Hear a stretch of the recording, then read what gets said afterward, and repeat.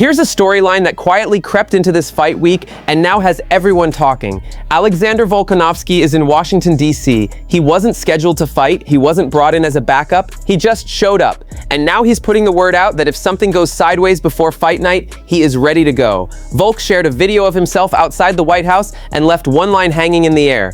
"Just so you know, I'm always ready." That's it. No further explanation needed.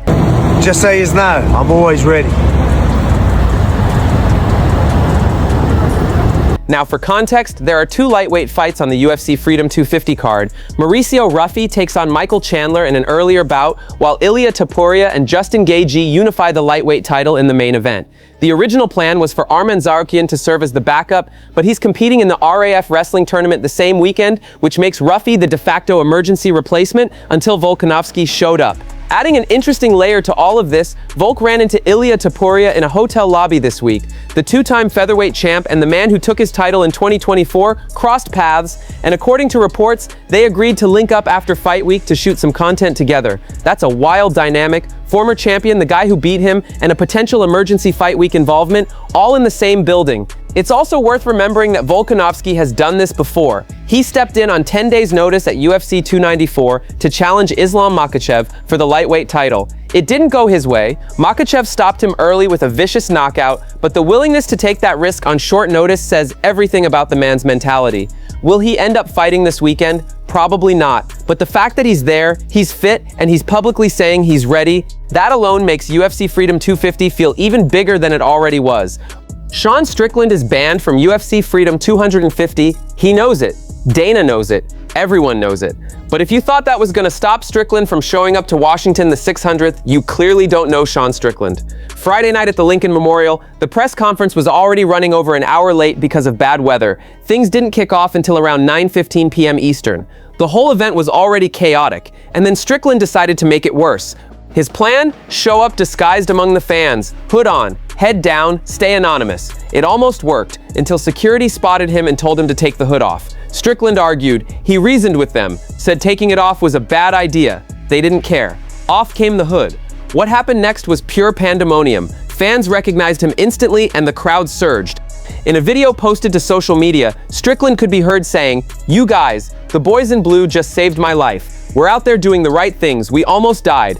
Only Sean Strickland would turn a banned appearance at a White House fight press conference into a near-death experience. And honestly, we wouldn't have it any other way. Let's roll the clip. Hey guys, we're out here in DC going to the presser. It's been real fun. Now, I've never been to a presser at Washington. So guys, I go to the weigh-ins or the press conference. I'm in the way back and I have my face covered. I'm literally just sitting there watching the press conference. And these cops come up to me. I'm like, "Hey, you gotta take off your hoodie." And I'm like, "Yeah, I'm the middleweight champion. Like, if I take my hoodie off, it's just gonna be fucking bad. I can't do it." And the guy says, "No, you have to do it." I'm like, I pull it down. I'm like, "Dude, just fucking Google me." And he's like, "No, you have to do it." I'm like, "Dude, I'll take my hoodie off. But you better say and keep me safe and protect me." And they're like, yeah, I'll do it. So I take my hoodie off and they shine a flashlight in my face.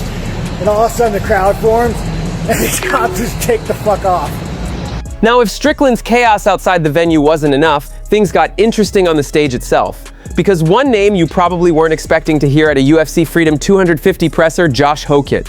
For those who missed it, Hokit is a 9-0 heavyweight, 29 years old, and at the UFC White House launch event last month, he and Ilia Topuria almost came to actual blows on stage. It was messy, it was loud, it derailed the whole event. Hokit's alter ego, the self-proclaimed Incredible Hulk, was fully unleashed that night. But Friday was different. Hokit kicked off the presser with what felt like a completely genuine apology. He looked right at Topuria and said, "I just want to apologize for ruining the press conference last time. I like Topuria too. I like Pereira. Those are my favorite fighters. I'm nervous right now. It's just regular Josh today." And for a while, it actually seemed like Hokit meant it. He interjected after media questions, but only with compliments. Every time a fighter spoke, Hokit chimed in with something positive. It was awkward, it was forced, but hey, it was progress. Then Topuria finally had enough. After yet another unsolicited comment, the champion snapped. "Can you just shut up? Can someone shut this guy up? Thank you, but shut up." That's when the mask slipped. Hokit dropped the nice guy act and went after Topuria's height, suggesting he's too short to see himself in the bathroom mirror, and then took a shot at his ex-wife, calling her a stripper from Miami. I think Topuria is so mad because he's so short he can't see himself in the bathroom mirror, and he married a stripper from Miami. I'm sorry. The incredible Hokit. The room went tense immediately. Thankfully, unlike last time, both men stayed seated. No one had to step in, no security scramble. But make no mistake, the bad blood between these two is very much alive. And if Hokit keeps showing up to these events, it's only a matter of time before it boils over again. Ilia Topuria is already being talked about in GOAT conversations. Two-division champion, knockout artist, planning a third title run at welterweight. The resume is building fast, and with every press conference, the comparisons to Khabib Nurmagomedov become louder. So at UFC Freedom 250 Media Day on Wednesday, a reporter gave Topuria the opening, asking whether he could beat Khabib in a hypothetical fight. It's the kind of question most fighters jump on. Easy clout, big headline. Topuria didn't take it. Leave the man alone, he's already retired, Topuria said. Short, respectful, final. It's a fascinating response from a guy who is never short on confidence. He's already done something Khabib never did, winning championships in multiple weight classes. He's on track to fight for a third title. Some people would use that as ammunition. Topuria chose respect instead. Whether you love him or hate him, that answer says something real about where his head is at heading into Sunday. He doesn't need the Khabib comparison to feel legitimate. He's building his own legacy, one knockout at a time. And this Sunday on the White House lawn against Justin Gaethje, that legacy gets its next chapter. I've left that man alone. He's already retired. How it play, I don't know. And I guess we're never gonna know. I don't think he's gonna come back ever. So I have nothing more than respect for Khabib. He had an amazing run in the UFC and during his whole professional career.